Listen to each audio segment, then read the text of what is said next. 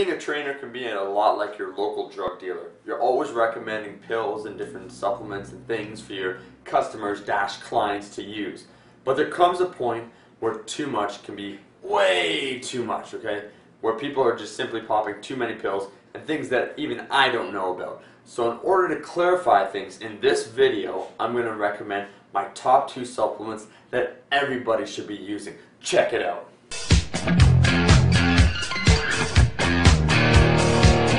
Now this video was inspired actually by being contacted by a popular supplement company about being their potential spokesperson. Well, first of all, Chef Buff doesn't promote shit other than himself. Second of all, it was one of those hokey products that I'm talking about that I don't think anybody should be using. The only 2 things that I recommend aren't really even supplements, as there are things that should be naturally found in your diet, but due to our poor deficiencies in our modern world, most people do not get enough. So, first, let me be clear about what I don't want you to consume. I don't want you to consume any supplement, any pill, anything that you've never heard about, that just recently came out, that is some apparently exotic new extract from a small developing country, maybe somewhere in South America, that was recently discovered and is completely magical and will not only transform your body, but your life as well. This is what you should not consume. Anything, also little things, let's say, that aren't necessarily bad for you, but don't really provide as much benefit as you might think they do. Like, let's say the supplements you'll see in magazines, they'll promote weight loss, or say a diet pill, or something that's supposed to suppress appetite, or any of that gunk. All that stuff should be thrown out like the trash that it is. And I'm even talking about other things too, that unless you're seeing a qualified professional, like let's say CLA, glucosamine, or anything along the lines that doesn't fall on your normal dietary intake, if you're not sure if you should be taking it, be on the safe side and don't take it. Now, let's talk about the things you should be taking. As your drug dealer, I feel it is my duty to inform you that I have all my clients always consume the following 2 supplements. And I've actually spoken about these before, but now I'll just explain why. The first one, and I'm just going to show the no-name side of it, is fish oil. Okay, fish oil, because it has high amount of omega-3s. And basically, omega-3s are really valuable for a lot of reasons, but to quickly list them off: 1, it does help promote weight loss. It's anti-inflammatory. It helps your mood and concentration.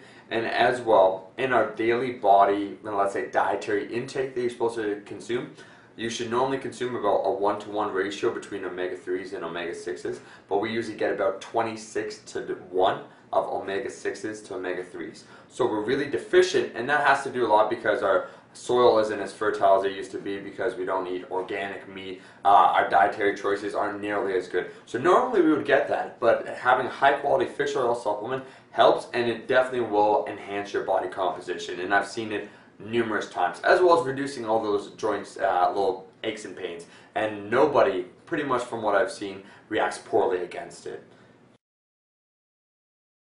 It's vitamin D, but in particular vitamin D3, because it's more easily absorbed than the other forms of the vitamin D. Vitamin D you might have heard a lot about, but the major important thing, to keep this video short, is that essentially it just helps with athletic performance.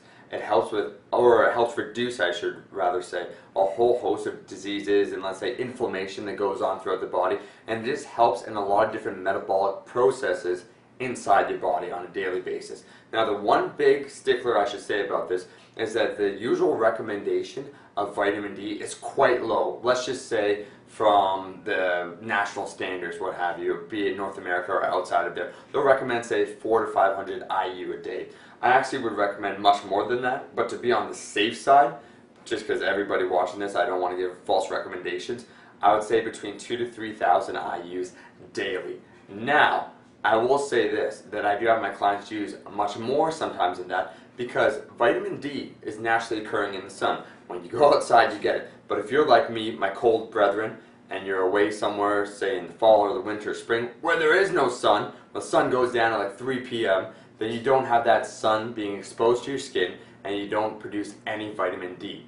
Now, vitamin D, when you're only out in the sun for about 10 to 15 minutes, will give you about 10,000 IUs. So simply supplementing with a very low amount despite it being greater than what they usually recommend, it's completely safe. And like I said before, it really does help enhance many things. And actually, recently they've been looking at seeing how, people will say the winter blues, how a lot of times perhaps it's just a vitamin D deficiency in the first place. So these two supplements, to wrap it all up, are my golden recommendations. You cannot fail with these. And these really, as I just described, should already be somehow inside your nutritional guidelines, eating whole foods. If you eat a crap load of fish, which most people don't, then you could be fine with the fish oil. And as well, if you live in a more tropical climate, the vitamin D3 in particular might not be necessary.